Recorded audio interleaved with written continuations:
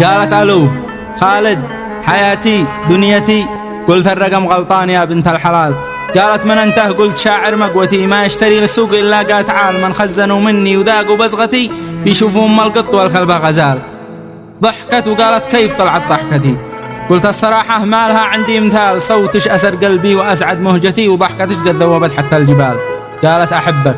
قلت لازم تثبتي الحب ما هو مثل ما لعب العيال. قالت ضبطت الآن لجلك ساعتي تعال نتلاقى ونتقابل تعال. قصيت شعر الراس واسبك مشطتي واشل ثوب أحمر وكوت أحمر وشال وأخف الشارب وأحلق لحيتي من أجل تبصرني قمر ولا هلال.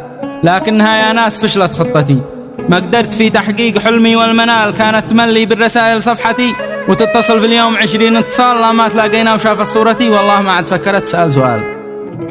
كانت تظن اني قمر في طلعتي طلعت مثل الليل مظلم يا رجال. لا لبس يعجبها ولا سكسوكتي ولا حلا بيني ولا بيني جمال. خادم وحين اضحك وافتح نخرتي افجع قلوب الجن مش بس الجهال.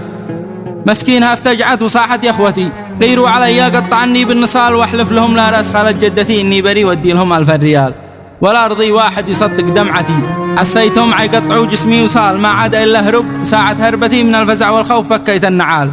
حرام لا كانوا يشلوا جثتي مش فوق نعشي بس في داخل شوال.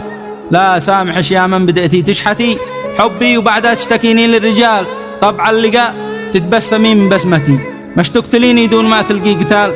لا معجب الشكل وصورة بشرتي يكفيش أخلاقي وطيبي والدلال.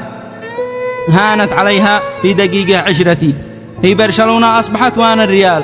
هذه حكايتها وهذه قصتي مشهد حضر فيها الحقيقة والخيال.